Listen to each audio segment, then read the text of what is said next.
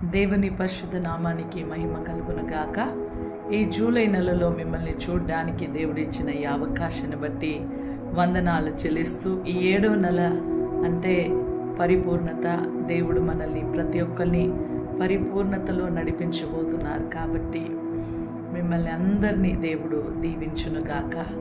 ఈ నూతనమైన జూలై నెలలో దేవుడు తన వాగ్దానముల చేత మనల్ని బలపరిచే దేవుడై ఉన్నారు.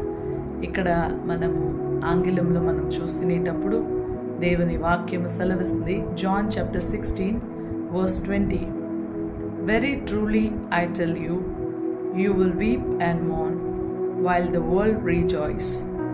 You will grieve, but your sorrow will turn into joy." ఇక్కడ దేవుని వాక్యాన్ని మనం చదువుతునేటప్పుడు వాక్యము యోవాను 16వ అధ్యాయము 20వ వాక్యాన్ని మనం ధ్యానిస్తునేటప్పుడు, మీరు ఏడ్చుదురు కానీ, ఏడ్చి పొర్లుదురు కానీ లోకము సంతోషిస్తుంది. మీరు దుఃఖపడుదురు కానీ మీ దుఃఖాన్ని దేవుడు సంతోషంగా మార్చును, నిశ్చయంగా ఆయన చెప్పుచున్నారని లేఖనం సెలవుస్తున్నది. ఈ వాక్యాన్ని మనం ధ్యానిస్తునేటప్పుడు యేసు ప్రభు ఈ లోకాన్ని వదిలి వెలుచున్న సమయంలో తన శిష్యులతో ఓదార్పు మాటని ఆయన పలికినారు. ఇదిగో నేను వెళ్ళిపోతున్నాను, మీరు దుఃఖంతో ఉండమాకండి, మీరు సంతోషపడండి, ఎందుకంటే మీ దుఃఖాన్ని నేను సంతోషంగా మార్చిపోతున్నాను. ఆయన వెళ్ళిపోతున్నారని ఒక పక్కలో చూస్తే దుఃఖం, ఆయన వెళ్ళిపోయి తిరిగి లేచేటప్పుడు ఒక పక్కలో చూస్తే సంతోషం. అందుకే దేవుని వాక్యం సెలవిస్తుంది, మీరు ఏడ్చి పొర్లుదురు కానీ లోకము సంతోషపడుతుంది.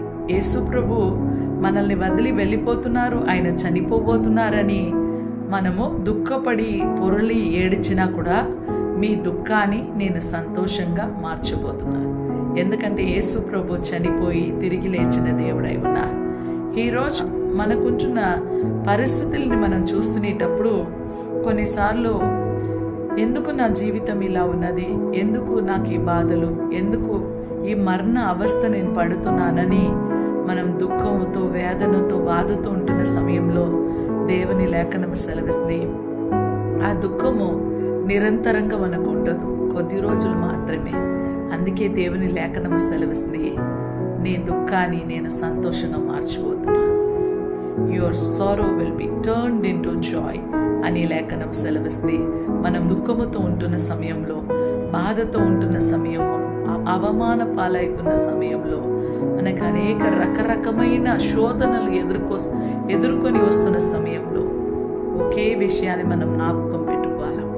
మన యేసు ప్రభు పడిన శ్రమలు, ఆయన పడిన అవమానాలు, ఆయన పడిన నిందనల్ని మనము గుర్తులో తెచ్చుకునే ఎడల ఆయన వాక్యము సెలవిస్తుంది, నీ దుఃఖాన్ని నేను సంతోషంగా మార్చబోతున్నాను. అందుకే నా ప్రియ సహోదరి సహోదరుడా, మన జీవితంలో అనేక రకమైన శోధనలకు మనం గురి అవుతున్న సమయంలో దేవుని లేఖనం సెలవిస్తుంది, నీ దుఃఖాన్ని నేను సంతోషంగా మార్చిపోతున్నాను. ఎందుకంటే మన జీవితంలో పరిస్థితులు అలాగే ఉండిపోదండి.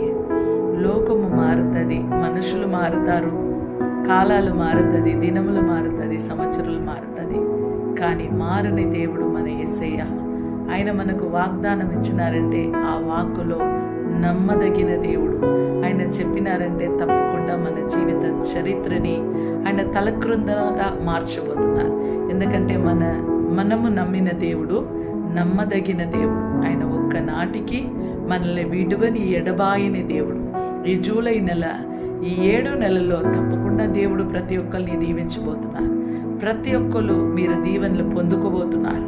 మీరు విశ్వాసంతో వేచి ఉండి ప్రార్థన చేయండి. తప్పకుండా దేవుడు మిమ్మల్ని ఆశీర్వదించునుగాక. మీ కొరకు, మీ కుటుంబం కొరకు ప్రార్థన చేయడానికి మేము సిద్ధంగా ఉన్నాము. ఒక క్షణము తల వంచి మనం ప్రార్థిస్తాము. పరిశుద్ధాత్మ తండ్రి వందనాలు ప్రభువా, కృప కలిగిన దేవా వందనాలు రాజా, మేలు చేసి ప్రభువా మీకు వందనాలు. ఇదిగో ప్రభువా, ఈ జూలై నెలలో మేము ప్రవేశించున్నాము తండ్రి. 7వ నెలని ప్రభువా మీరు ఆశీర్వదించి ప్రభువా ప్రతి కుటుంబంలో ఉన్న సమస్యల్ని, పోరాటములు, అవమానాలు, నిందనలు, అనారోగ్యము, నానా రకమైన సమస్యల్లో బాధపడుతున్న సమయంలో మీకు అసాధ్యమైనది ఏది లేదు రాజా. మీరు గొప్ప విడుదల దయచేయబోతున్నారు. ప్రతి కుటుంబాన్ని మీరు దీవించండి ప్రభా. ప్రతి వ్యక్తిగతమైన జీవితాల్ని ఆశీర్వదించండి ప్రభా. ఏ కార్యాల్లో ప్రభా దుఃఖముతో వేదనతో ఉంటున్న సమయంలో మీరిచ్చిన అధికారాన్ని బట్టి తండ్రి కుమార పరిశుద్ధాత్మ నామంలో ప్రతి కుటుంబాన్ని మీరు ఆశీర్వదించి ప్రతి బంధకాల్ని మీరు తెంచివేసి ప్రభా, ప్రతి కుటుంబాల్ని ప్రతి కుటుంబస్తుల్ని ప్రభా పేరు పేరున రాజా మీ పాదములు సమర్పిస్తూ నజరేయుడైన యేసుక్రీస్తు నామంలో ప్రార్థిస్తున్నాం తండ్రి.